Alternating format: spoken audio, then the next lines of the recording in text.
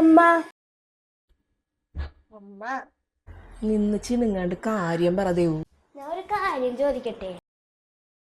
ആ ചോദിക്കും. പൈസ ആണെങ്കിൽ ചോദിക്കേണ്ട ദേവു തരില്ല. ഓ അതല്ല. ഏതല്ലാന്ന്? അമ്മേനെ അമ്മൂമ്മ വഴക്ക് പറയാറുണ്ടായിരുന്നു. എൻ്റെ അമ്മയുടെ ആരാണോ നീ ചോദിക്കണേ? ആ കൊണ്ടോ പിന്നെ ഡെയിലി കിട്ടുമായിരുന്നു.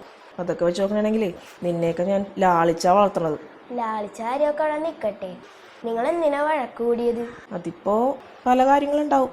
എന്തെങ്കിലും പറഞ്ഞാൽ കേൾക്കാത്തോണ്ടോ, കള്ളത്തരം കാണിക്കണോണ്ടോ, അതുമല്ലെങ്കിൽ പഠിക്കാത്തോണ്ടോ, അങ്ങനെയൊക്കെ ഉണ്ടാവും. ഓ അപ്പം അമ്മൂമ്മ പറയണ അമ്മ അനുസരിക്കാറുണ്ടായിരുന്നില്ല അല്ലേ? പെണ്ണെ വായത്തൊന്നും പറയാതിരിക്കരുത്. എൻ്റെ അമ്മയ്ക്ക് ഒരുപാട് ചിട്ടവട്ടങ്ങളൊക്കെ ഉണ്ടായിരുന്നു. അതൊക്കെ അനുസരിക്കാതെ വരുമ്പോഴാണ് എനിക്കിട്ട് എൻ്റെ അമ്മയുടെ നിന്ന് കിട്ടിക്കൊണ്ടിരുന്നത്. അമ്മ ജനറേഷൻ ഗ്യാപ്പിനെ കുറിച്ചാണ് പറയുന്നത്. ആ അങ്ങനെയും പറയാം. ചില കാര്യങ്ങളൊക്കെ ഞാൻ ചിന്തിക്കുന്ന പോലെ എൻ്റെ അമ്മയും ചിന്തിച്ചിരുന്നെങ്കിൽ, അല്ലെങ്കിൽ ഞാൻ പറയുന്നത് കേട്ടിരുന്നെങ്കിൽ എന്നൊക്കെ ഞാൻ ആലോചിച്ചിട്ടുണ്ട്. ഇതൊക്കെ എല്ലായിടത്തും വരുന്ന അഭിപ്രായ വ്യത്യാസങ്ങളല്ലേ? അല്ല ഇതൊക്കെ ഇപ്പം എന്തിനാ നീ ചോദിക്കണത്? എന്റെ കാര്യത്തില് അമ്മ എപ്പോഴെങ്കിലും അങ്ങനെ ആലോചിച്ചിട്ടുണ്ടോ?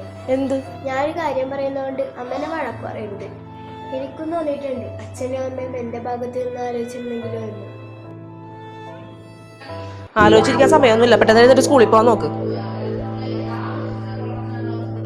കണ്ടില്ലേ, പാരൻറ്റിങ്ങിൽ നേരിടുന്ന ഏറ്റവും പ്രധാന വെല്ലുവിളി എന്താണെന്നറിയാമോ?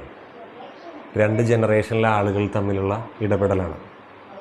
പരസ്പരം ആശയവിനിമയമില്ലാത്തതും പരസ്പരം മനസ്സിലാക്കാനുള്ള മനസ്സും ഇല്ലാന്നുണ്ടെങ്കിൽ ഈ പ്രശ്നങ്ങൾ ഇനിയും ഉണ്ടായിക്കൊണ്ടേയിരിക്കും.